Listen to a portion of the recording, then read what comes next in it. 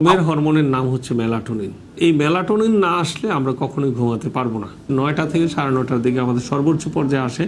ওই সময় যদি আমরা আমাদের এইটাকে কাজে না লাগাই, পরবর্তী মেলাটোনিন নিঃশেষ হয়ে গেলে আমাদের আর সারা রাত ঘুম আসবে না।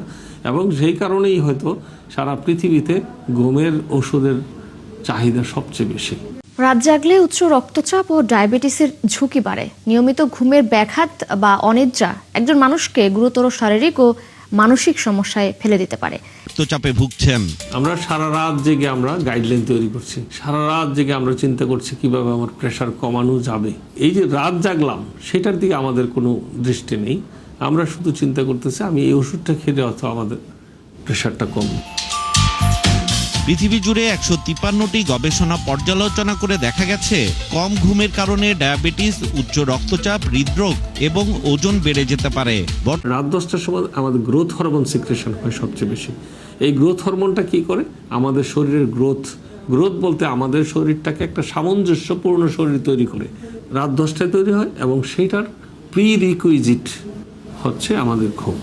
ঘুমে থাকলেই গ্রোথ হরমোনটা আমাদের সিক্রেশন হবে খুব ভালো পরিমাণে। তারা বলছেন ঘুম থেকে উঠতে হবে ভোরে, না হলে ডায়াবেটিসের ঝুঁকি বাড়ে। ভোর রাত 4টায় যেটা তৈরি হয় কর্টিসল।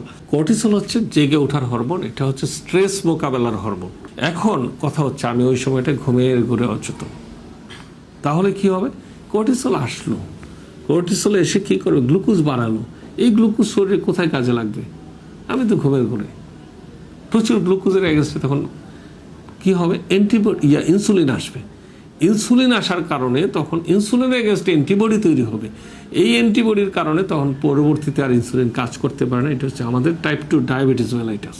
তাহলে এই যে আমি সকালে অনেক সময় করে ঘুমাতে থাকি, আমার ডায়াবেটিস হওয়ার জন্য এটা একটা কারণ না? শুধু তাই নয়, রাতের খাবার সন্ধ্যার পরপর খাওয়ার পরামর্শ চিকিৎসকদের। কিন্তু আমরা কোত্থেকে যে এক নিয়ম নিয়ে আসলাম, রাত্র 11টা 12টায় খাই। যেই খাওয়াটা খাই, খাওয়ার সাথে সাথে আমরা শুয়ে পড়ি। আমাদের এই অতিরিক্ত যে খাবার সেটা কিন্তু আর বার্ন করার সুযোগ আমি পাচ্ছি না।